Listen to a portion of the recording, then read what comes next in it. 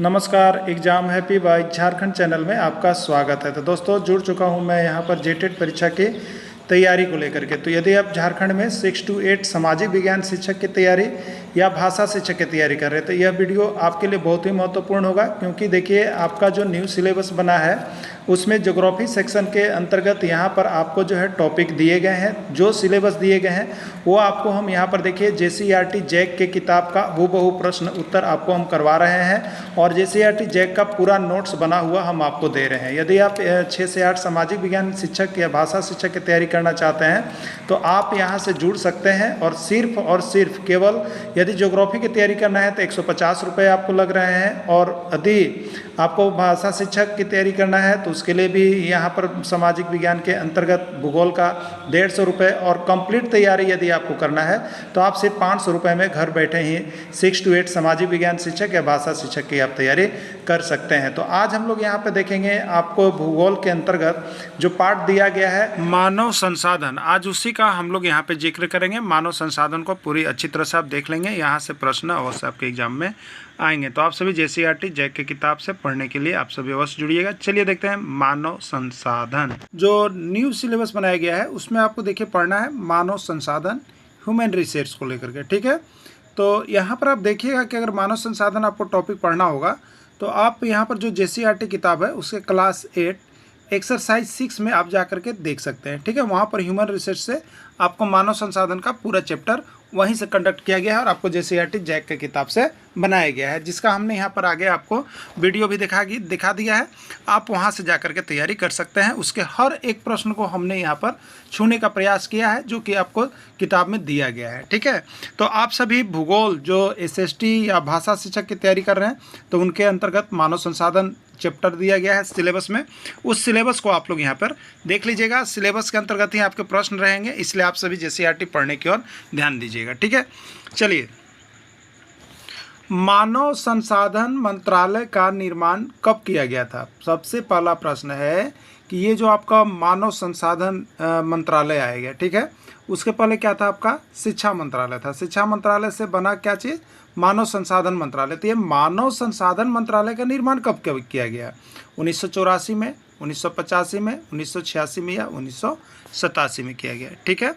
चलिए देखिए, इसका यहाँ पर डिटेल्स हमने आपके लिए दिया है कि शुरुआत में शिक्षा मंत्रालय के नाम से जाना जाता था, लेकिन 25 सितंबर 1985, डेट भी याद कर लीजिएगा, ठीक है, 25 सितंबर 1985 ईस्वी को इसका नाम बदलकर मानव संसाधन कर दिया गया था, ठीक है। 25 सितंबर 1985, यानी आंसर इसका होगा 1985 ईस्वी में। डेट याद रखना होगा तो 25 सितंबर, तो 25 सितंबर 1985 ईस्वी को इसका नाम बदल के आपको मानव संसाधन विकास किया गया था। यह 1985 से लेकर 2020 तक चला, ठीक है, और उसके बाद 2020 के बाद इसे फिर से वापस दोबारा शिक्षा मंत्रालय ही कर दिया गया है, ठीक है। तो 2020 के बाद इसे फिर से शिक्षा मंत्रालय कर दिया गया है। एक प्रश्न है इसमें जो बार बार आता है, आप उसको देख लीजिएगा। देश के पहले शिक्षा मंत्री कौन थे? ठीक है, देश के पहले शिक्षा मंत्री मौलाना अबुल कलाम आज़ाद थे, जो कांग्रेस के अध्यक्ष भी थे। याद रखिएगा, प्रश्न बहुत बार आया हुआ है। अगला प्रश्न है, मानव संसाधन विकास मंत्रालय को किस चीज़ को आगे बढ़ाने के लिए निर्माण किया गया? ये जो हमारा मानव संसाधन विकास मंत्रालय है उसमें किस चीज़ को आगे बढ़ाने के लिए निर्माण किया गया है, यानी मानव संसाधन विकास किस लिए बनाया गया है, ठीक है। किसको बढ़ाने के लिए बनाया गया है? आयु को बढ़ाने के लिए? ये तो नहीं है। आवश्यकता को बढ़ाने के लिए, कौशल को बढ़ाने के लिए, या सभी, ठीक है। तो देखिए, मानव संसाधन विकास मंत्रालय ये आयु बढ़ाने पर ध्यान नहीं देता है, आवश्यकता पर नहीं ध्यान देता। मान लीजिए मानव संसाधन है, अभी आप कह दीजिए कि हमको एक कार दे दीजिए, तो ये आपकी आवश्यकता को पूर्ति नहीं करेगा। हमको अभी आप नौकरी दे दीजिए, ये आपकी आवश्यकता की पूर्ति नहीं करेगा, ठीक है। लेकिन यहाँ पर एक है कौशल बढ़ाने के लिए। तो जी हाँ, देखिए, मानव संसाधन विकास मंत्रालय जो है ये कौशल आपको विकसित करने पर विशेष ध्यान देता है। सभी पढ़ें सभी बढ़ें, ठीक है। तो ये सभी को कौशल देता है जिससे कि आप भविष्य में आगे इस कौशल का प्रयोग करके बढ़ सके, ठीक है। तो राइट आंसर इसका सी होगा। कौशल को बढ़ाने के लिए मानव संसाधन विकास मंत्रालय आगे आ रहा है, निर्माण किया गया है, ठीक है। अगला, क्या अन्य संसाधनों की भांति मानव संसाधन भी समान रूप से वितरित है? हाँ, नहीं, आवश्यक नहीं, इनमें से कोई नहीं। तो हम लोग तो यहाँ पे देखते हैं कि कोई भी चीज़ें जो है समान रूप से वितरित नहीं है, कोई भी संसाधन समान रूप से वितरित नहीं है। तो मानव संसाधन कैसे समान रूप से वितरित हो सकता है? ठीक है, तो ये मानव संसाधन कोई भी चीज़ जो है कहीं भी इक्वल रूप से डिस्ट्रीब्यूट नहीं किया गया है, समान रूप से वितरित नहीं है, तो मानव संसाधन भी जो है वो समान रूप से वितरित नहीं हो सकता है। ठीक है, तो पूछा क्या अन्य संसाधनों प्रति मानव संसाधन समान रूप से वितरित है? हाँ, ये आंसर गलत है। नहीं, बिल्कुल सही। कोई भी संसाधन समान रूप से इक्वलिटी नहीं है, सब कोई संसाधन अलग अलग भंडार में मात्रा में पाया जाता है, इसलिए मानव संसाधन भी समान रूप से वितरित नहीं है। राइट आंसर इसका बी हो, मानव संसाधन समान रूप से वितरित नहीं है। अगला देखिएगा, विषुवत वृत्त की किस दिशा में जनसंख्या अधिक रहती है? उत्तर दिशा में, दक्षिण दिशा में, विषुवत वृत्त पर, इनमें से कोई नहीं। ठीक है, देखिए यहाँ पे आपको जो है विषुवत वृत्त के उत्तर में देखिएगा, यहाँ पर विषुवत वृत्त, ठीक है, एक जो हम वृत्त बनाए इसमें 0 डिग्री यहाँ पर जो होता है ये प्रधान मध्याह्न रेखा, इसी को हम लोग विषुवत रेखा कहते हैं। ठीक है, विषुवत रेखा के ये उत्तर होता है, ये दक्षिण होता है। ठीक है, तो उत्तर में आपका जो है यहाँ पे आपको अमेरिका, ठीक है, उसी तरह से भारत आ जाएगा, उसी तरह से आपका यहाँ पर जो है पाकिस्तान, बांग्लादेश, भूटान। तो ये सभी जो उत्तर में आएगा, तो यहाँ पर क्या है, जनसंख्या अधिक है, भारत की, यूरोप की, ईरान की सभी जनसंख्या क्या अधिक है। तो विषुवत वृत्त की किस दिशा में जनसंख्या अधिक हो रही बताइए? तो ये उत्तर दिशा की ओर। ठीक है, तो उत्तर दिशा में जनसंख्या अधिक होगी, याद रखिएगा। विश्व की 3/4 जनसंख्या किस 2 महाद्वीप पर है?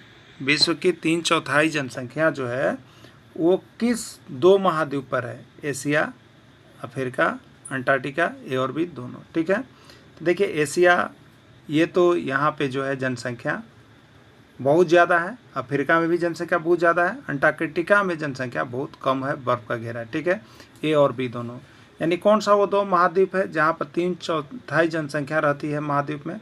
तो एशिया और अफ्रीका महाद्वीप में 3/4 जनसंख्या निवास करती है, यही दोनों वो द्वीप है। राइट आंसर डी, ए और बी दोनों। भारत की जनसंख्या का घनत्व कितना है? भारत की जनसंख्या का घनत्व कितना है? 324, 382, 328, 321। ठीक है, तो देखिए न्यू लेटेस्ट के आप देखिएगा, लेटेस्ट के अनुसार तो भारत की जनसंख्या का घनत्व जो है आपको 382 वर्ग किलोमीटर मिलेगा। ठीक है, 382 वर्ग किलोमीटर मिलेगा, ये राइट आंसर है। लेकिन अभी जो आप JCERT किताब देखिएगा तो उसमें लिख दिया है 324 व्यक्ति प्रति वर्ग किलोमीटर। ठीक है, लेकिन अभी लेटेस्ट आपको 382 प्रति वर्ग किलोमीटर आपका आंसर होगा। ठीक है, 2011 की जनगणना के अनुसार भारत की जनसंख्या का घनत्व 382 प्रति वर्ग किलोमीटर है। और ये जनसंख्या घनत्व होता क्या है? तो किसी इकाई क्षेत्रफल पर रहने वाले लोगों की जनसंख्या को जनसंख्या का घनत्व कहते हैं। इसका परिभाषा भी कभी कभी पूछते हैं। ठीक है, देखिए आ ही गया, यहाँ पे जनसंख्या घनत्व कहते हैं, जनसंख्या घनत्व कहते हैं पृथ्वी के भूपृष्ठ के एक इकाई क्षेत्रफल पर रहने वाले लोगों की संख्या को जनसंख्या घनत्व कहते हैं। ग्रामीण क्षेत्र में रहने वाले लोगों की जनसंख्या को ए और बी दोनों या कोई नहीं। ठीक है, तो जनसंख्या घनत्व है क्या? पृथ्वी के भूपृष्ठ के एक इकाई क्षेत्रफल पर रहने वाले लोगों की जनसंख्या को जनसंख्या घनत्व कहते हैं। ठीक है, यानी प्रति 1 किलोमीटर पर जो रहने वाले लोग हैं उनकी जो जनसंख्या होगी उसी को हम लोग जनसंख्या घनत्व कहेंगे, या पृथ्वी के भूपृष्ठ के एक इकाई क्षेत्रफल पर रहने वाले लोगों की संख्या कहलाएगी। ठीक है, संपूर्ण विश्व का जनसंख्या घनत्व कितना है?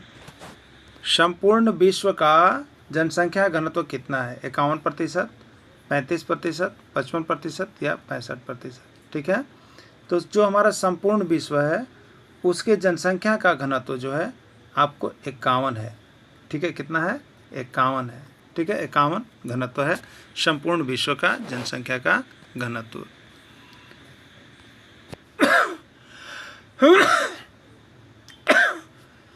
जनसंख्या का घनत्व सबसे अधिक कहाँ है?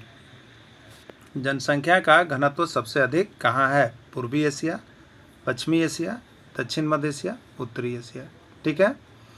तो जनसंख्या का घनत्व तो सबसे अधिक तो पूर्वी एशिया में नहीं है, न पश्चिमी एशिया में है। ये देखिए आपको दक्षिणी मध्य एशिया जहाँ पर आपको एशिया, अफ्रीका, यूरोप ये सभी जनसंख्या अधिक है, यानी यहाँ पर भारत है, पाकिस्तान है, अफगानिस्तान है, बांग्लादेश है, ये सभी पड़ोसी देश भारत के चारों तरफ से हैं। तो ये दक्षिण मध्य एशिया में जो है जनसंख्या का घनत्व सबसे अधिक है। दक्षिण मध्य एशिया में देखिए कौन है, भारत भी है, पाकिस्तान भी है, बांग्लादेश भी, नेपाल आते हैं, वहीं पर जनसंख्या का घनत्व सबसे अधिक है। जनसंख्या को प्रभावित करने वाले कारक कौन से हैं? जनसंख्या को प्रभावित करने वाले कारक कौन कौन से हैं? स्थलाकृति, जलवायु, मृदा या उपरोक्त सभी। देखिए स्थलाकृति, जहाँ के स्थल जैसे होंगे, उपजाऊ मैदान है, तो वहाँ पर जनसंख्या अधिक रहेगी। जलवायु के आधार पर भी यहाँ पर जो जनसंख्या है वो प्रभावित होती है। गर्म जलवायु में अधिक है, ठंडे जलवायु बर्फ वाले क्षेत्रों में कम रहना पसंद करते हैं, इसलिए जलवायु के आधार पर भी वहाँ जनसंख्या निर्भर करता है। ठीक है। मृदा के आधार पर भी जनसंख्या का वितरण होता है। अच्छी मृदा है, उपजाऊ मृदा है, तो वहाँ पर ज़्यादा लोग निवास करते हैं, जनसंख्या अधिक होती है। यानी राइट आंसर इसका डी होगा, उपरोक्त सभी। जन्म दर किससे कहते हैं? जन्म दर किससे कहते हैं आपको बताना है। ठीक है।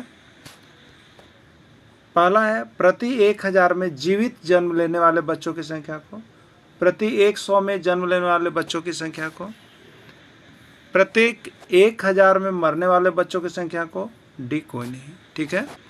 तो जन्म दर क्या होता है? प्रति 1000 में जितने बच्चे जीवित जन्म लेते हैं उन्हीं को जन्म दर हम लोग कहते हैं। जैसे 1000 बच्चा जन्म लिया, उसमें अगर 800 बच्चे जिंदा रहते हैं तो ये जन्म दर 8 है। ठीक है। तो 1000 बच्चा में जितना जीवित बच्चा जन्म लेता है उसी को जन्म दर हम लोग कहते हैं। ठीक है, उसी को जन्म दर कहते हैं। राइट आंसर इसका ए ही हो जाएगा।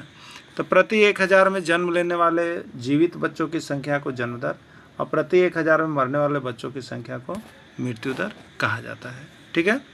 चलिए नेक्स्ट प्रश्न है, मृत्यु दर किससे कहते हैं? प्रति 1000 व्यक्तियों में मृतकों की संख्या को, प्रति 1000 में जीवित बच्चों की संख्या को, प्रति 100 में जीवित जन्म लेने वाले बच्चों की संख्या को, या कोई नहीं।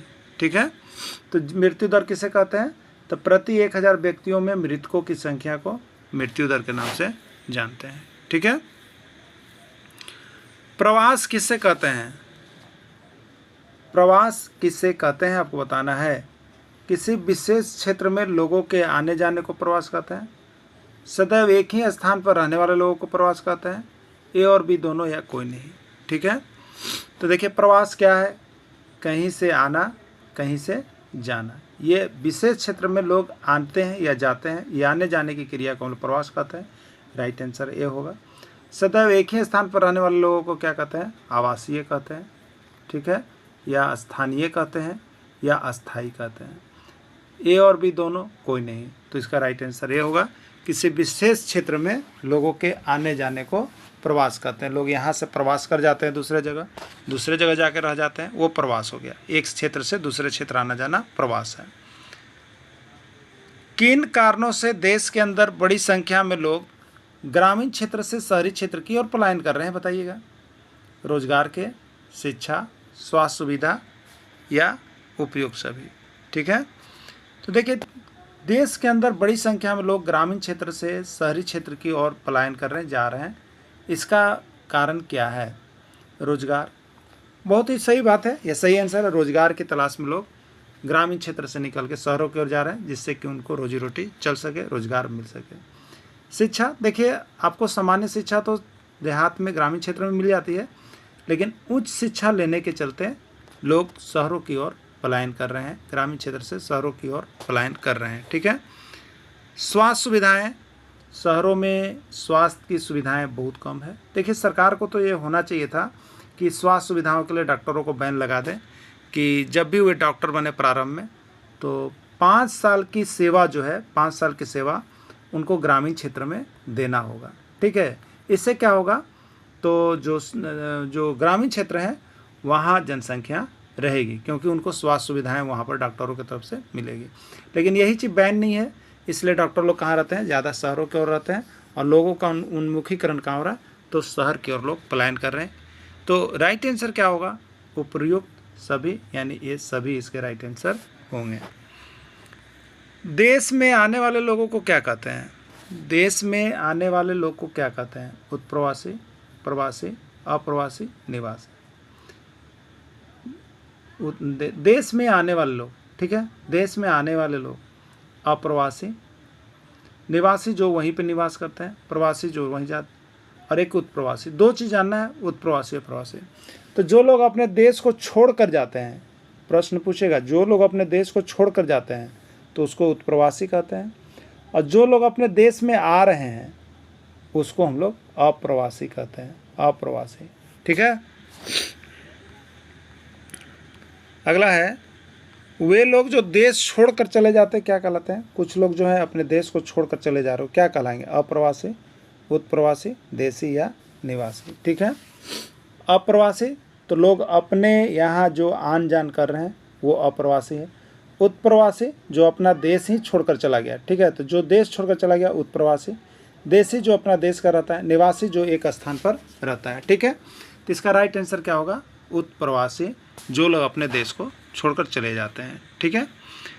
किन स्तरों पर लोग एक दूसरे से भिन्न होते हैं, तो देखिए हर एक आदमी एक दूसरे से अलग अलग होता है। वो आयु के आधार पर हो सकता है, मान लीजिए कि आपकी आयु कम है, आपके पार्टनर की आयु अधिक है, तो वो आपसे क्या होगा, स्तर पर भिन्न होगा।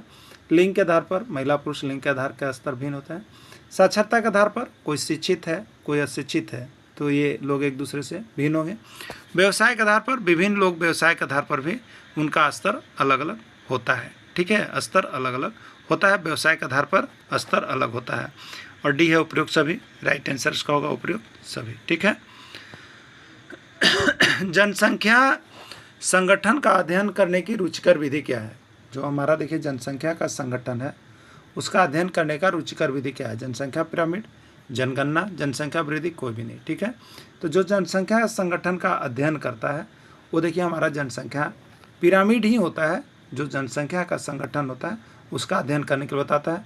जनगणना देखिए इसी जनसंख्या पिरामिड का भाग है, जनसंख्या वृद्धि भी इसी का अंग है, इसलिए जनसंख्या संगठन का अध्ययन करने वाला जो होता है वो जनसंख्या पिरामिड होता है, ठीक है।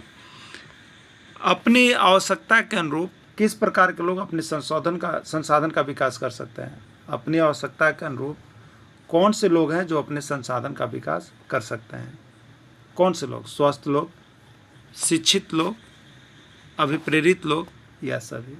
तो देखिए आपके पास कोई भी संसाधन है उसका आपको विकसित करना है तो उसके लिए स्वास्थ्य बहुत ही ज़रूरी है। अगर आप स्वस्थ हैं तभी आप अपने संसाधन का विकास बहुत अच्छी तरह से कर सकते हैं।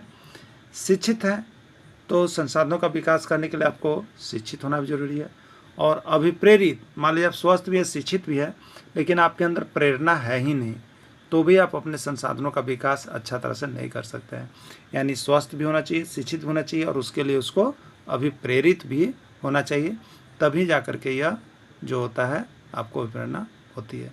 यानी राइट आंसर डी इसका सभी होगा। तो अपनी आवश्यकता के अनुरूप किस प्रकार के लोग अपने संसाधनों का विकास कर सकते हैं, तो स्वस्थ लोग भी करेंगे, शिक्षित लोग भी करेंगे, अभिप्रेरित लोग भी करेंगे। यानी राइट आंसर इसका डी होगा।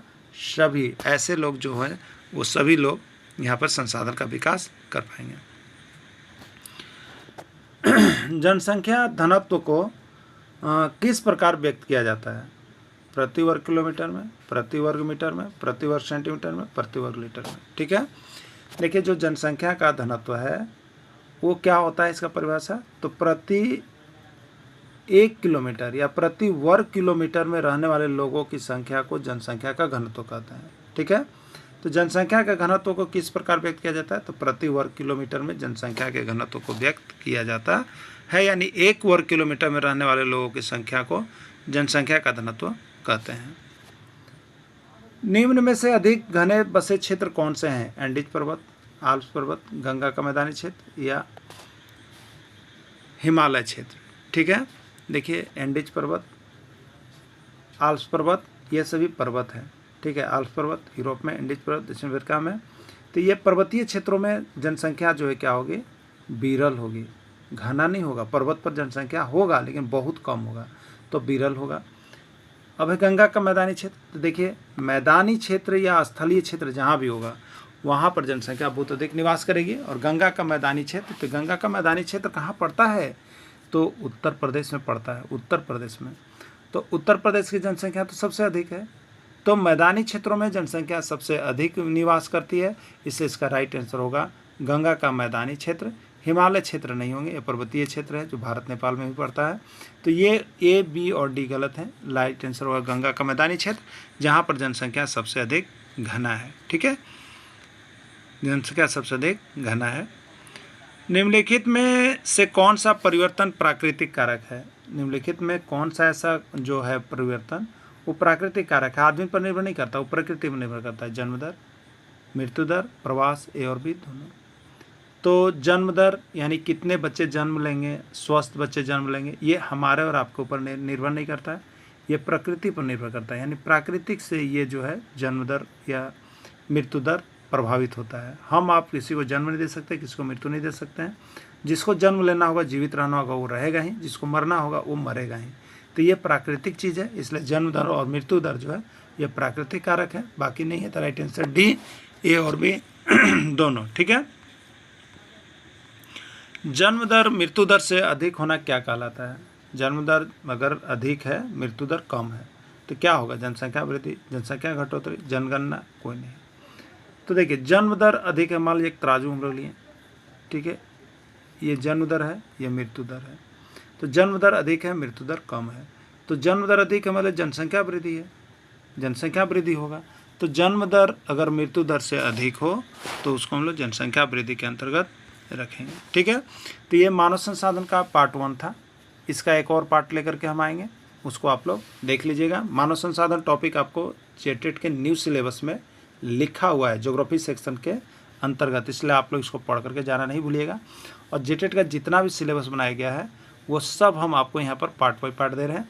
आप यहाँ से पढ़ने के लिए जुड़िए, सिर्फ 500 रुपये में जेटेट की तैयारी कर सकते हैं। धन्यवाद।